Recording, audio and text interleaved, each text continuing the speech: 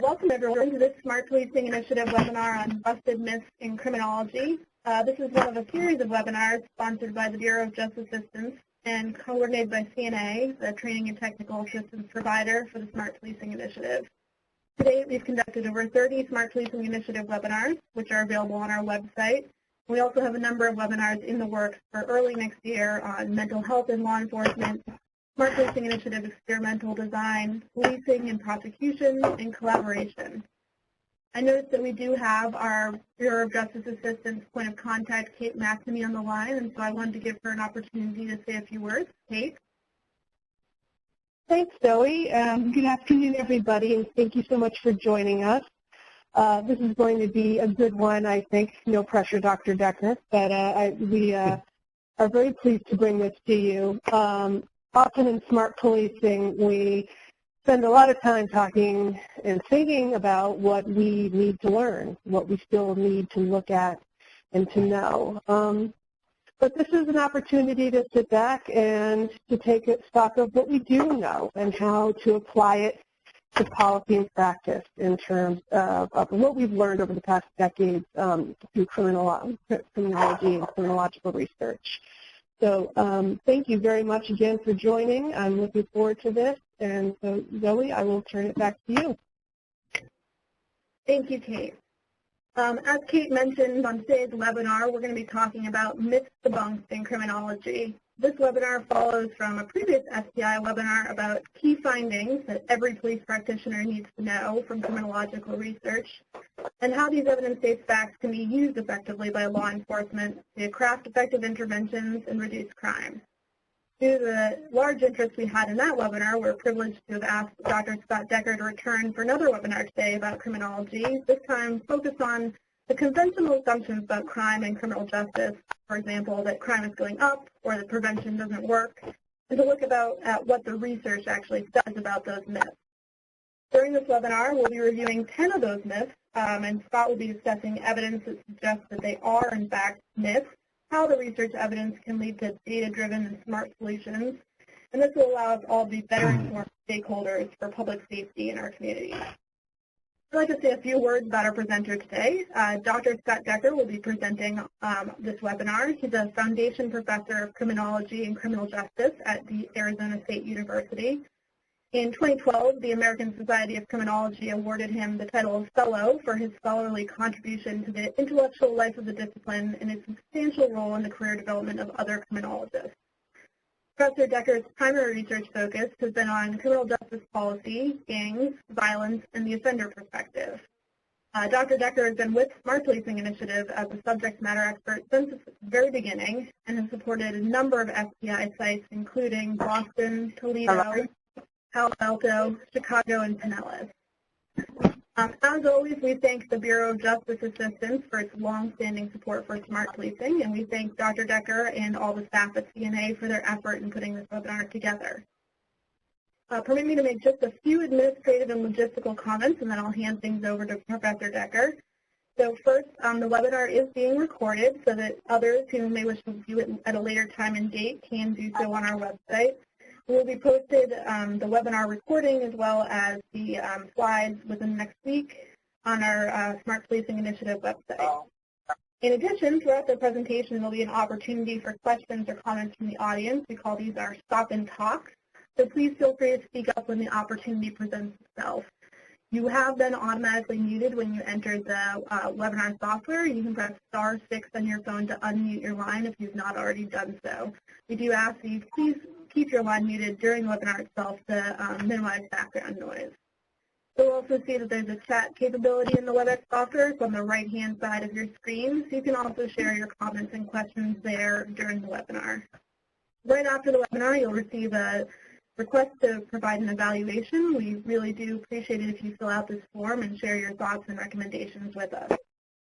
At this point, I'm going to let Scott take over and begin our presentation. Thank you all so much for joining us today, and we hope you enjoy the webinar. Scott? Thanks, Zoe, and thanks as well to you, Kate, and BJA for providing the foundation for smart policing and the broad suite of smart solutions and responses. You should note that my email is on the first slide, and if you're listening today or you hear a recording of the presentation at a later point in time, please feel free, in kind of the spirit of smart policing, to email me with any questions that you might have. So let's go ahead and get started, and we can move on to the next slide.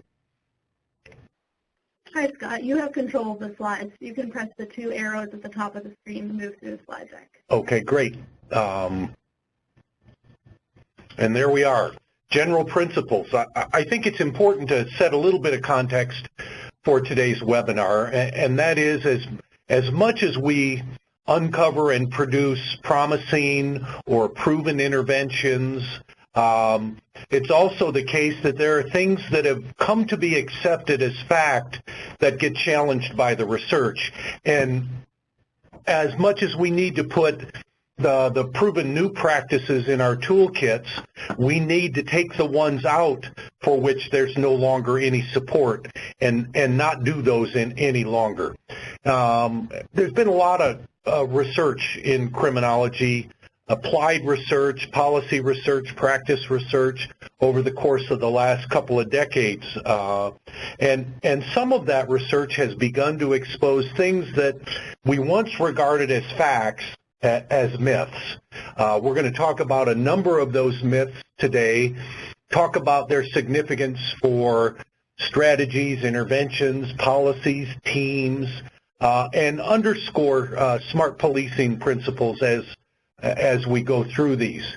Now, one of the things that I think is important to note is that in my many years working with a variety of programs and processes, especially smart policing, I've never run into a jurisdiction that says we have more money than we know what to do with, we have more resources, we have more officers or staff, and we can afford to do things that don't work. It's simply the case that we're challenged in criminal justice, trying to make our resources stretch as far as possible, and so we really don't have the resource base to do things for which there isn't a solid reason to believe that they work. So we get to today's 10, if you'll pardon the ungrammatic title, busted myths. And just briefly, they are that nothing works, that scared straight works, prevention doesn't work, that more criminal justice means less crime, that most citizens don't like the police, crime is going up, immigration causes increases in crime, that most citizens and the public don't support community supervision, school-based crime prevention doesn't work, that there's nothing the police can do about crime. These are the 10 that frame our discussion today. They aren't the only myths that we could pay attention to, but there's certainly 10 important ones. And I think there's nothing more important to start with than the notion that nothing works. We hear a lot of talk about we don't know what to do, and we try this and it doesn't produce the results, and no matter what we do, things don't seem to get better. And some of this is linked to the notion that nothing works. It comes out of the 1970s. There was a very famous or infamous, take your choice, article and book by Robert Martinson called What Works? Questions and Answers About Prison Reform. And the short answer to that from Martinson's article and book was that nothing much worked. And I think it's unfortunate because that's been generalized simply beyond policing and corrections, to probation, to parole, to policing, to other forms of intervention. The book was very important. It was cited as a basis for an important Supreme Court decision in criminal justice. The federal sentencing guidelines emerged in part from this perspective, and that if we can't use sentencing to make things better, then maybe we can at least impose sentences that are fair and impartial. Carried over to other parts of the criminal justice system. But the problem with the nothing works approach is that the evidence was hardly as conclusive as Martinson made it seem at the time, and more importantly, further reviews and further research came to very different kinds of conclusions. Today, we're at a position where we know that many things work in corrections. We know that the focus on clear outcomes, fair and consistent application of principles, and incorporating best practices can lead to better outcomes, can lead to lower recidivism rates, and in corrections, the key elements of making things work include having reasonably sized caseloads, applying best practices, making sure that what we do on the rehabilitative side is integrated with other social service and family interventions, and use the principles of smart supervision.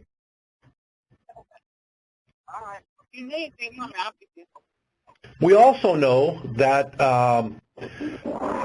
if we come to the second of the busted myths, which is that about Scared Straight, Scared Straight, a very popular program, grew to prominence in the 70s and has what I call a, quote, a common sense approach, that if you just scare the heck out of kids, they'll never want to get involved in crime. There remain television shows that show Scared Straight programs where groups of youth are taken to visit a prison, where inmates talk about what would happen to them if they went to prison, where serious offenders describe the many things that go on that would likely make people afraid of committing crime. Sometimes an emergency room is visited, sometimes a morgue, and it appeals to common sense. However, there are a number of good evaluations through the years that have the outcome that's just the opposite. And we may think that because it makes sense, it's going to lead to one outcome. What the evaluations have shown consistently is that for youth who make these visits and are exposed to the Scared Straight process, that crime is glorified for them, that prison life is glorified, and that it produces the opposite result rather than the one we wanted to start out with. What we do know is that the provision of alternatives to criminal lifestyles is much more effective than Scared Straight, and that when youth are engaged with balanced stimuli, positive rewards for when they behave well and sanctions for when they don't, we're much more likely to change their behavior than we are in the use of Scared Straight.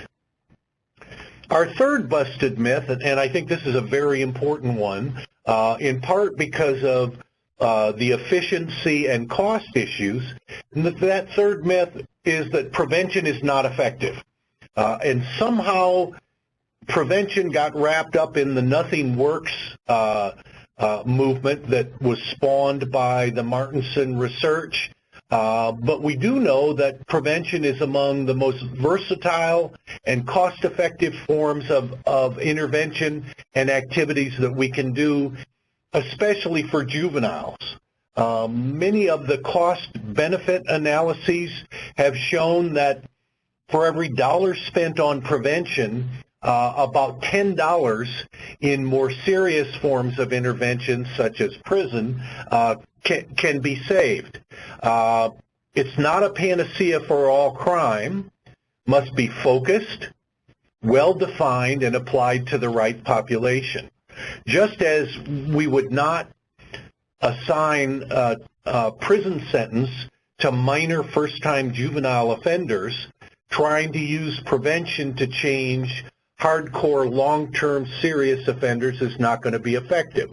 So again, this is a smart policing, smart intervention principle that we need to match the sanction and the intervention to the problem in a very careful way. We know that Defining the population carefully and explicitly is a key for successful prevention programs.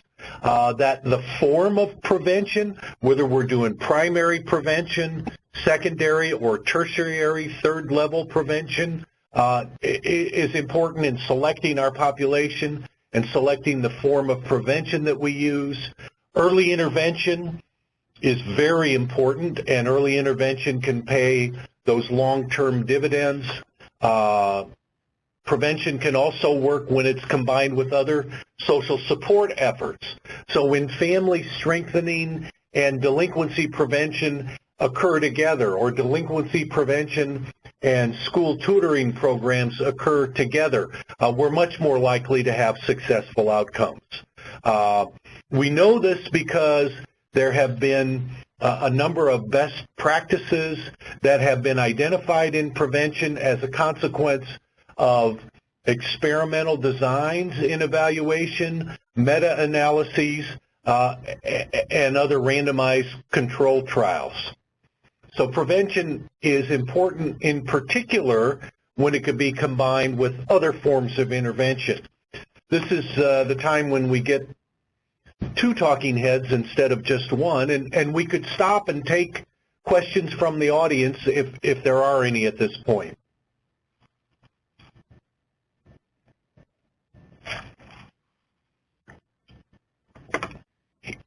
Hearing none, if you don't ask questions, it means you have more of me to listen to. So maybe that'll be an incentive to ask more questions the next time. A common response to crime problems is we need to do more. If we only have more prisons, more jails, more police, more probation, more parole, more supervision, our crime problems can be controlled. And it seems like a reasonable approach, and yet the reality is that simply the expansion of the criminal justice system and criminal justice facilities alone won't and doesn't reduce crime. We've seen over and over again where simply having more on the criminal justice system side has not reduced our crime problems. What needs to happen is for those interventions to be targeted to the problem, to be research-based, to be collaborative, to be evaluated well, to be all the things that are consistent with the principles of smart policing. We know from decades of good research done by economists, by criminologists, by sociologists, by political scientists, that simply increasing the number of sworn officers does not reduce crime. The key is how those officers are used and how they engage with the community. We've seen over the course of the last 8 or so years a continuing decline in crime rates in the U.S., even as resources have become more scarce. Many of us were concerned at the Great Recession when it led to the reduction in force in police officers and probation and parole and criminal justice system services generally, that we may see an increase in crime. But crime, by and large, has continued to come down since that time. So it's hardly a straightforward one-on-one relationship between just hiring more police and producing reductions in crime. One of the more remarkable changes has been in the area of efforts to reduce mass incarceration, where in many states, statewide policies and initiatives have led to smaller prison populations that have not led to increases in crime rates. This reflects the kind of smart supervision, smart incarceration.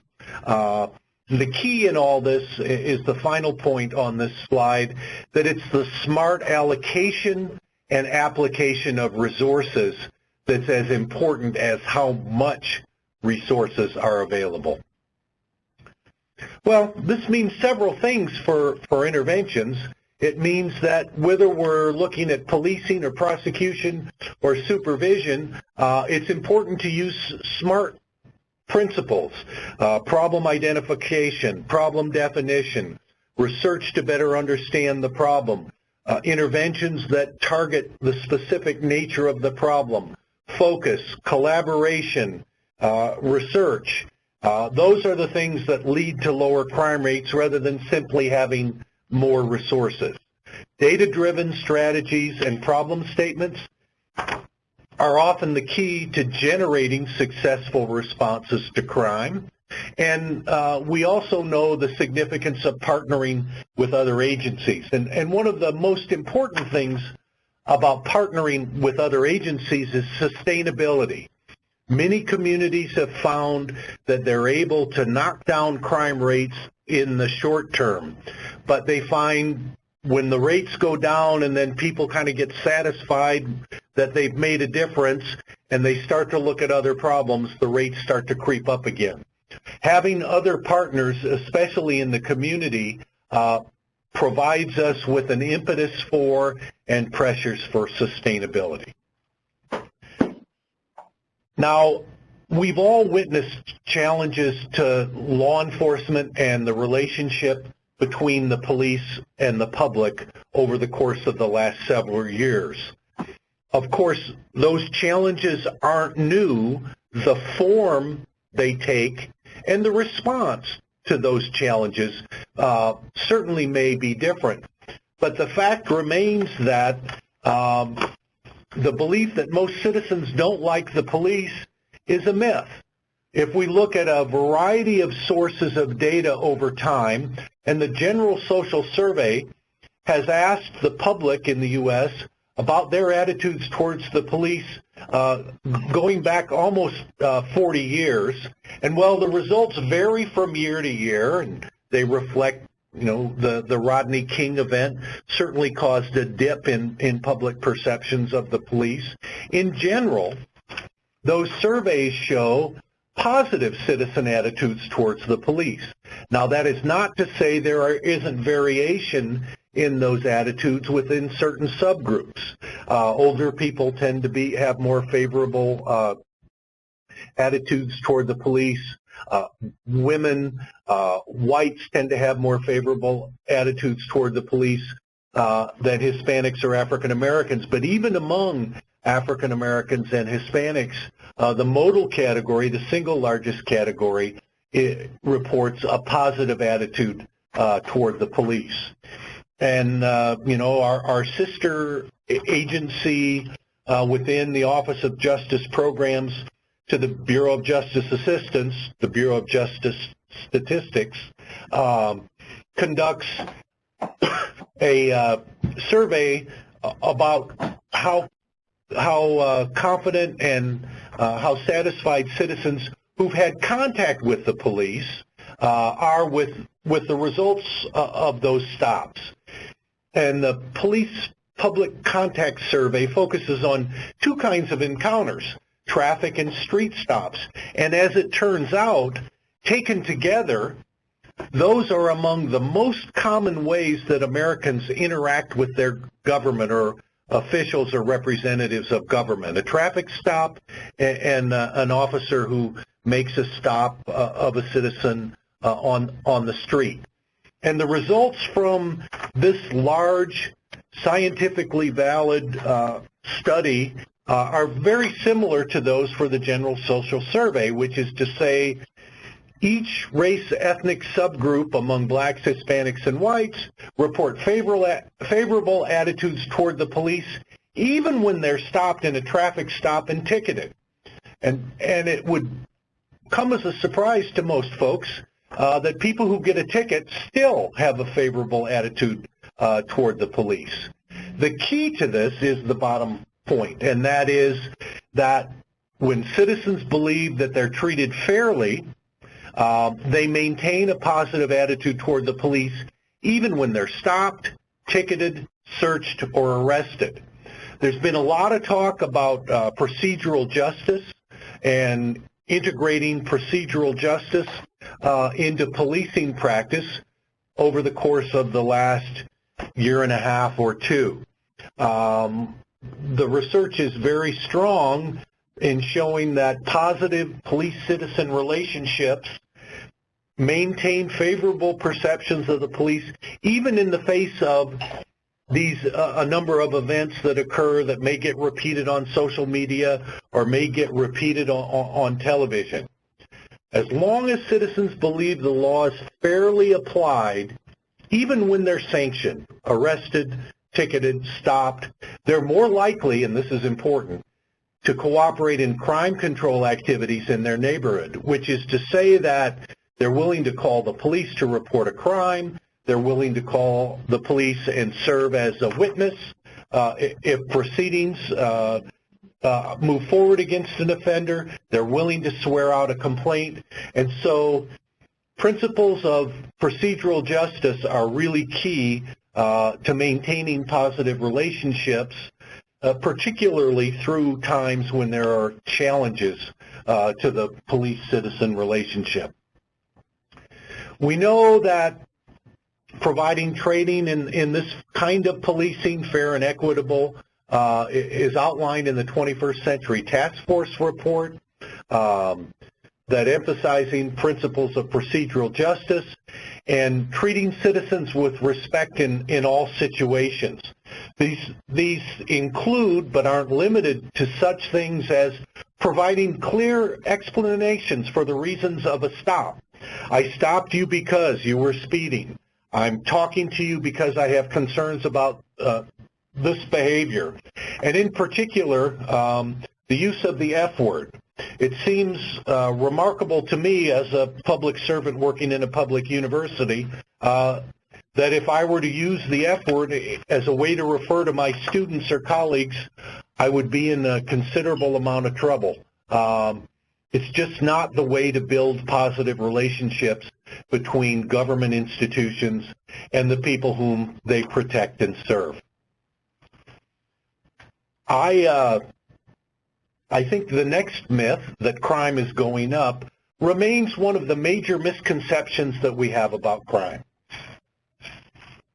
I know that the belief that crime is going up is fueled by what we see on the media, and certainly social media. The saying about television news is that if it bleeds, it leads, which is to say if it's a serious crime, then it's always one of the first stories that come on the news when more people are tuned in.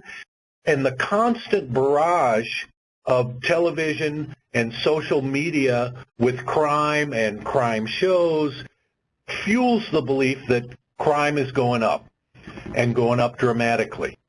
And I think this belief is widely held both among members of the public as well as many people in the field of criminal justice system, field of criminal justice. The reality is that we're in a period in the United States of the longest sustained decline in crime that's taken place in the history of our country. We didn't start measuring crime through the Uniform Crime Reports until the early 1930s. But in that history of 85 years, there has never been a longer, steeper, sustained decline in crime than the one that we're observing now. And it's not simply just an artifact or a product of how we're measuring crime. This is supported not just by the Uniform Crime Reports, but as well as by the National Crime Victim Survey. These declines, and you see this on the National Crime Victimization Survey data from 93 to 2010, and I should tell you that in unpublished data past 2010, victimizations continue to go down. This has continued through economic recession, through high unemployment, through immigration, and a variety of other social and economic challenges. There are places like New York City that before the crime decline recorded in excess of 2,000 homicides a year, and New York got their homicide number under 500 a couple of years ago. That's a 75% decline in homicide in New York City over a 20-year period of time. Those are remarkable declines. Put a decline of that magnitude into context. If we were to reduce illiteracy, child hunger, domestic abuse, cancer by 75%, we would be celebrating those outcomes and that fact. And I think we pay too little attention, and the police and other groups get too little credit for the really remarkable declines in crime that we've observed over the course of the last 20 years or so. And the fact that crime is going down means we can do some things in addition to more smart policing to make sure it continues to go down. There are neighborhoods now that people will invest in. They'll invest capital. They'll build houses. They'll move there. They'll open businesses that wouldn't have been the case 20 or 25 years ago. We also need to implement crime prevention through environmental design practices in ways that can help us sustain these declines.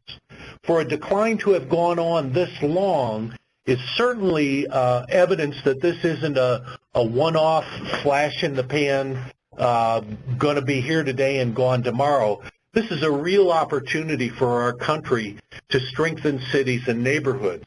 And I think the next set of declines will largely be the product of the public participating in additional public safety efforts. Things like enhanced neighborhood watch and employing crime prevention through environmental design principles. It's also the case that there is a research task to be done. We need to understand why the crime decline played out differently in some places than others, and how we can make sure that the effects of the crime decline continue, because they are quite remarkable. This would be a good time for us to take a brief pause, and if there are questions from those in attendance, we could do our best to answer them or refer you to resources.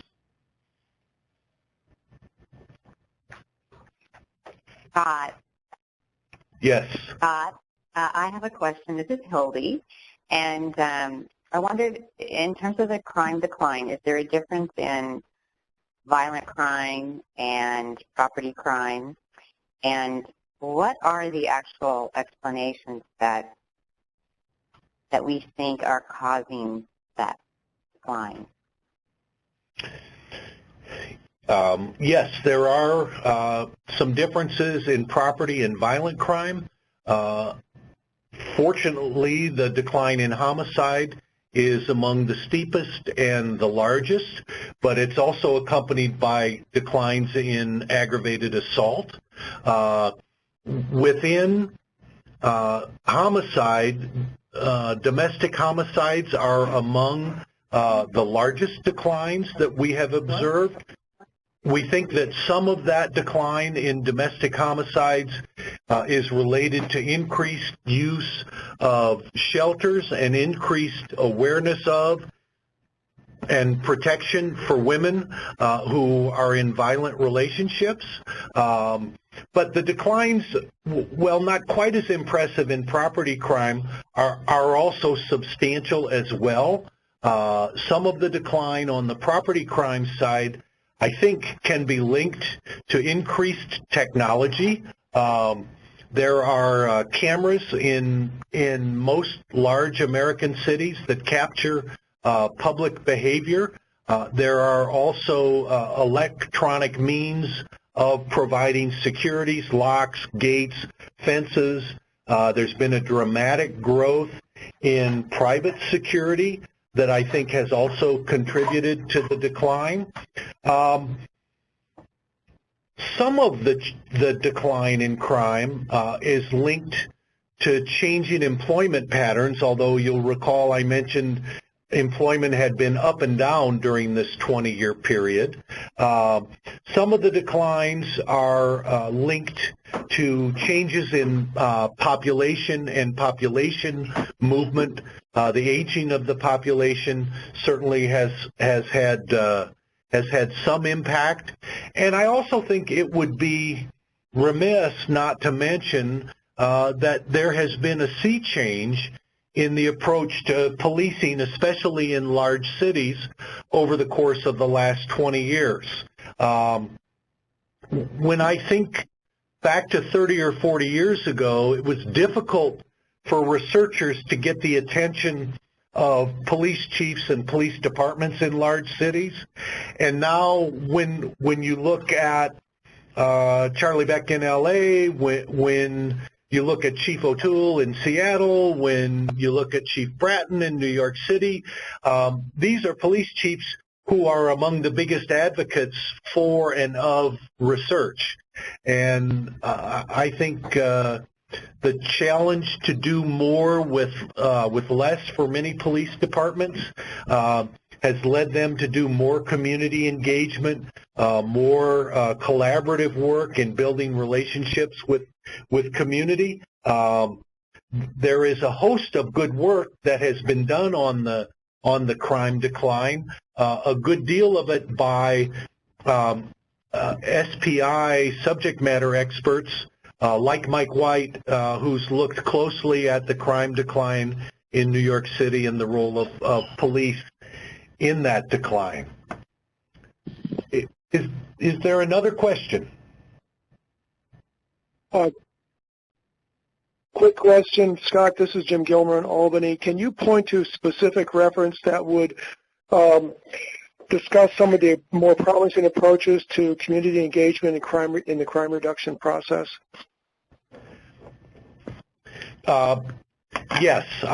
I think, well, in your own state, the New York State Department of Criminal Justice, I believe, is working on a multi-city, is it 17 cities that are engaged in the crime reduction effort that John Klofes and the Rochester group are involved in. Community engagement is part of that. Ed McGarrell's really outstanding work in Indianapolis, engaging the community with law enforcement would be another example. The Boston experience from 15 years ago, as well as their more recent experiences to engage the community.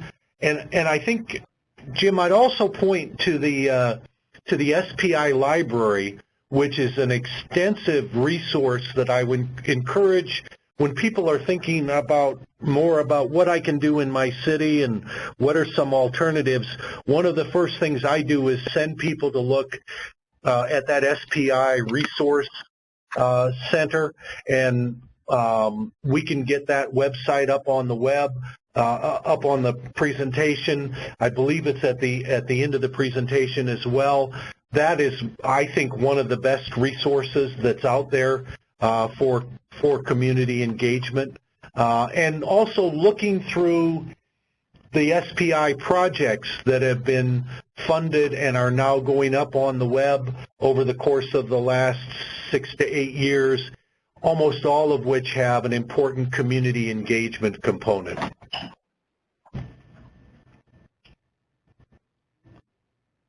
So why don't we move on to the 7th point, and that is that immigration causes increases in crime. We need to keep in mind the 6th point about the crime rates going up, the myth that crime rates are going up, is that the declines that we've experienced have occurred during a period of record immigration, at least in the course of the last 50 years, including large numbers of undocumented individuals.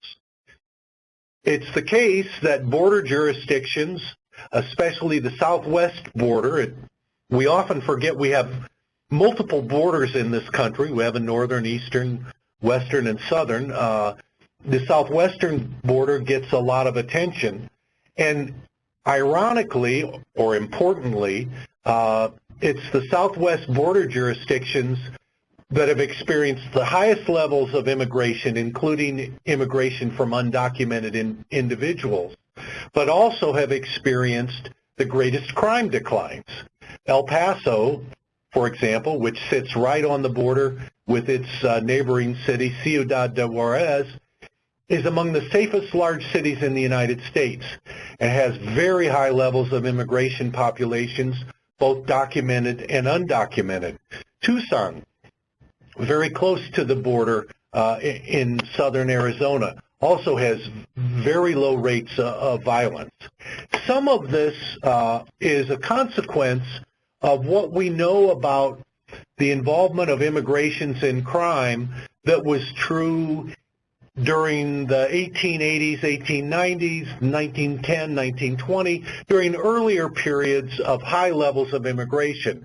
And that is that first-generation immigrants tend to have lower crime rates than U.S. residents. By the time these individuals reach the second, and in particular the third generation, their crime rates start to look like the rest of U.S. residents.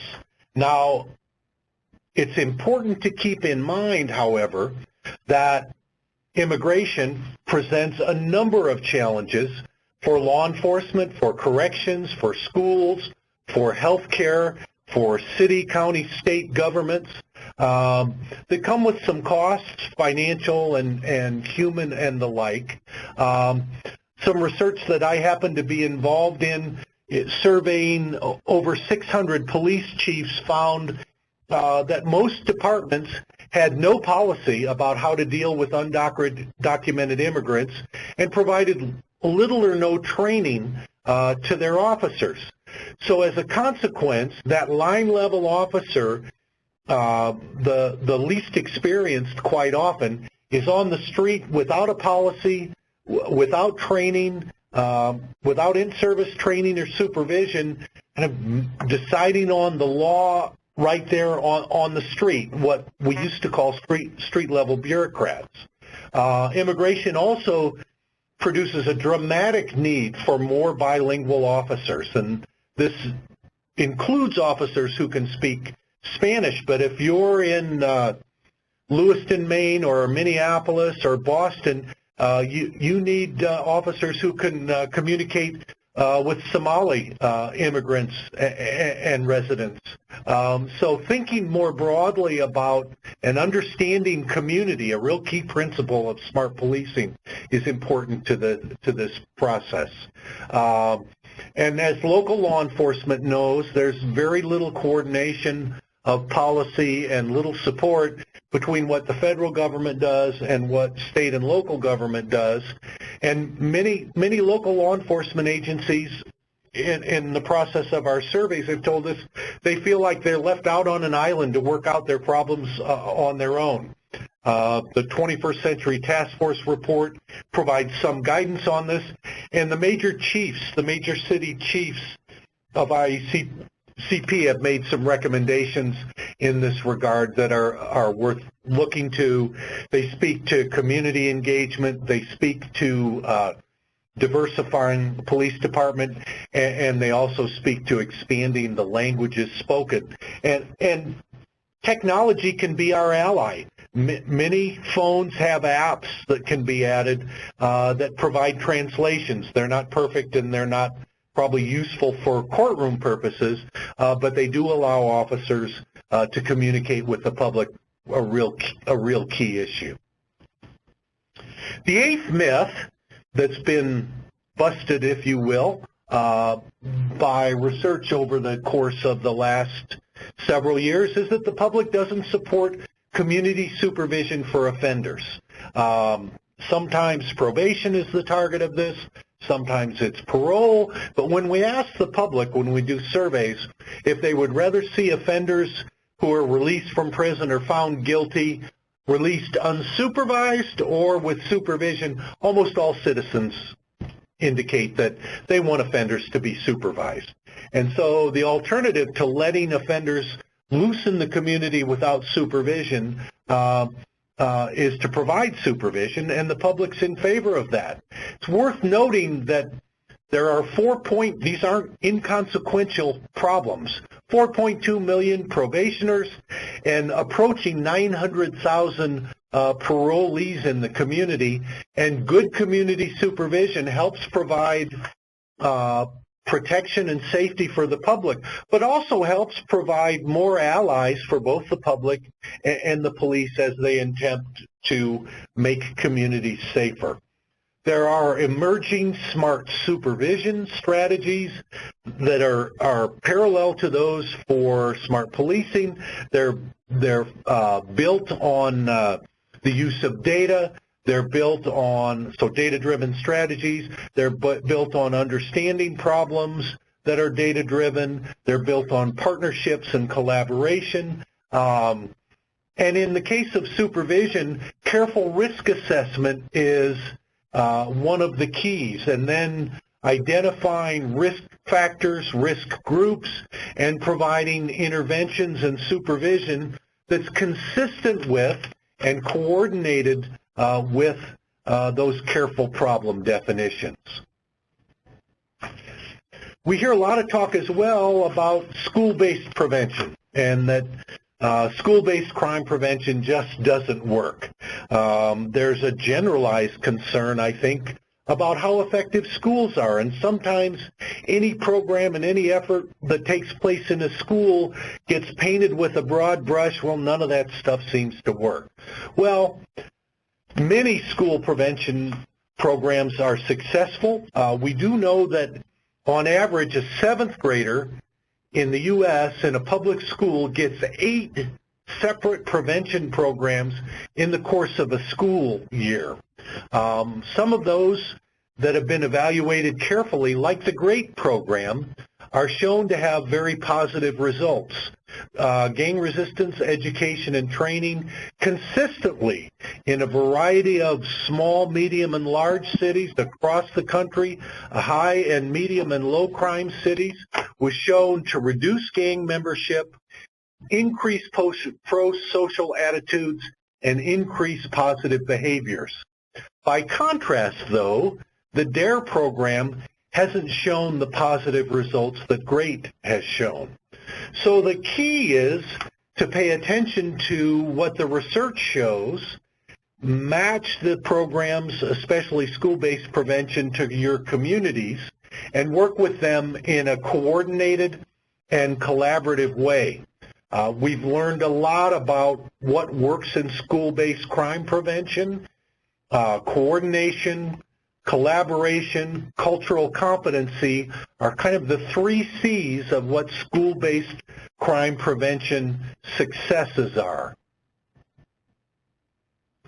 The 10th is the myth that there's nothing the police can do about crime.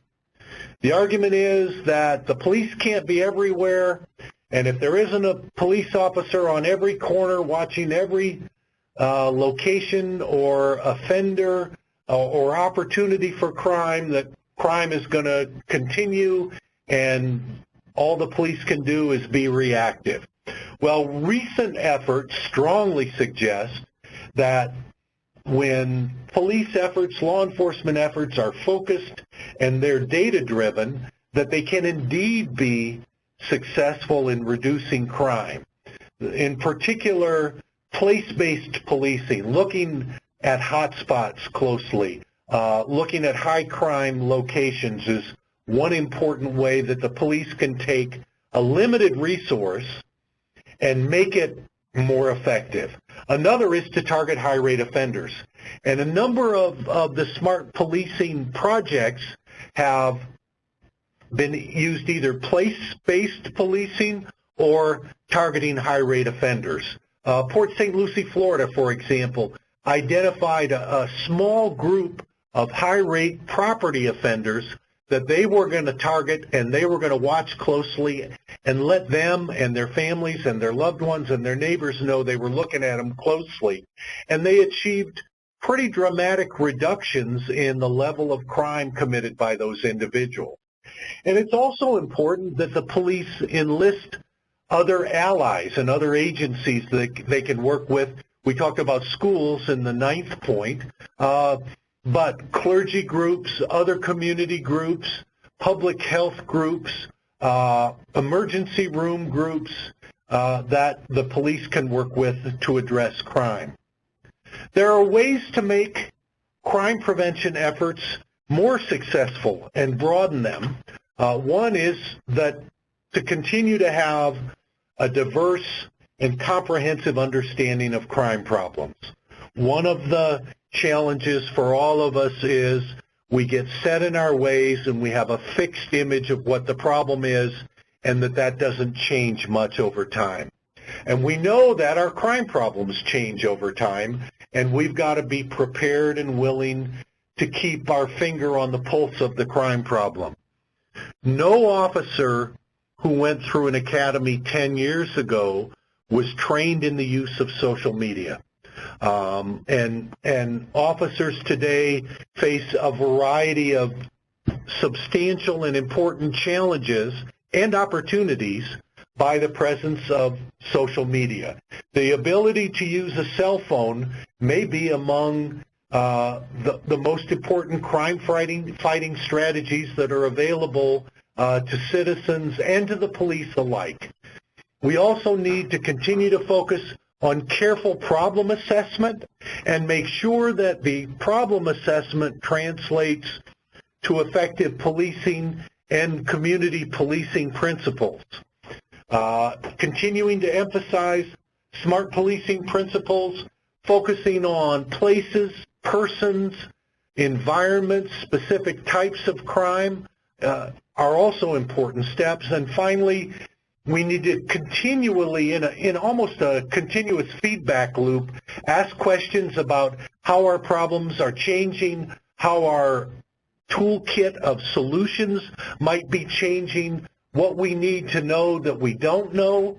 We're seeing that in our efforts to combat radicalization and terrorism, that there are many things we don't know that we need to learn more about, and we know our crime problems change, and so do the approaches we take to understanding them. So some concluding thoughts here, and what, in looking across a large number of interventions, are some keys to success. So, what do I need to do? Really, I try to think of crime control now and the responses as a laser and not a blunt instrument.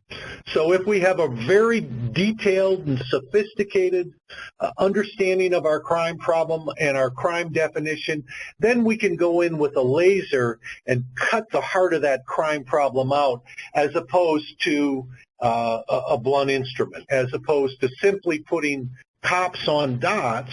If we think about hotspots, we need to think more carefully about what they do on those dots. We need to continue to look to best practices, meta-analyses, and level 3 or level 4 evaluations. There was a time when criminologists would use those terms and they'd be only talking to each other. When I go to law enforcement conferences or conferences with law enforcement and other criminal justice practitioners, they're talking about a meta-analysis set of results. They're talking about identifying best practices and the difference between a level 3 and a level 4 evaluation. So these are important things to keep in mind. I hear police chiefs saying, are there randomized control trials that can be done? And police departments where randomized control trials are taking place.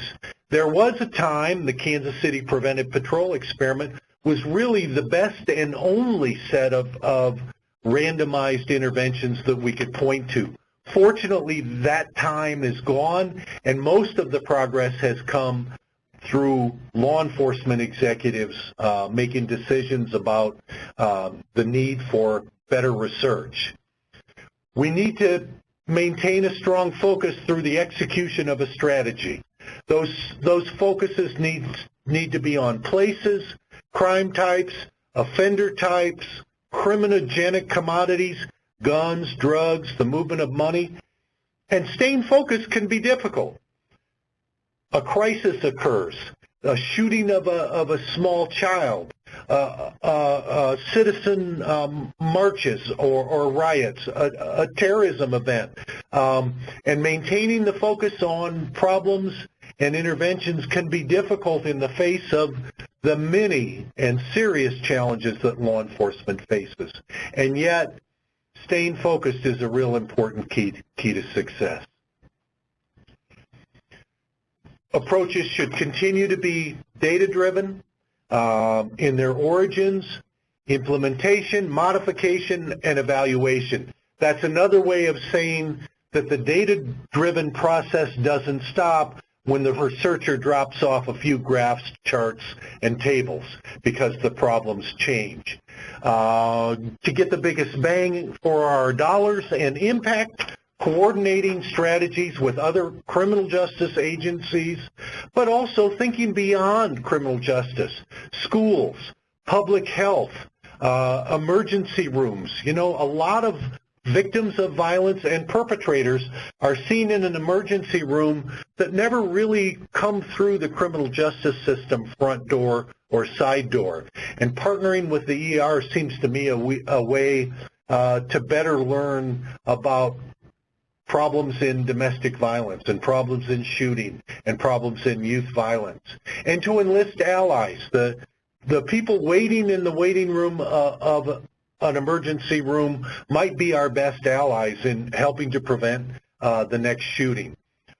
Training is an important hallmark of every successful strategy. We would never send our military out without careful training.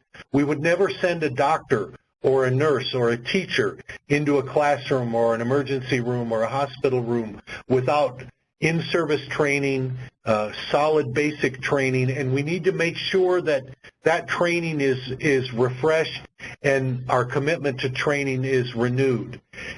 And to the extent that principles of procedural justice can be integrated in our strategies, they're going to pay dividends beyond the initial strategy itself. They're likely to produce better long-term relationships between the police and the public, and they may allow for police-community relationships to be sustained in the face of other challenges. Our last page is our resources, and I'm going to come back in momentarily to the questions and answers segment at the end. But I think the resources, all of which are up on the Smart Policing Initiative website, which is a really good place to go with initial questions, are worth paying careful attention to. So we'll open it up now for a broader set of questions.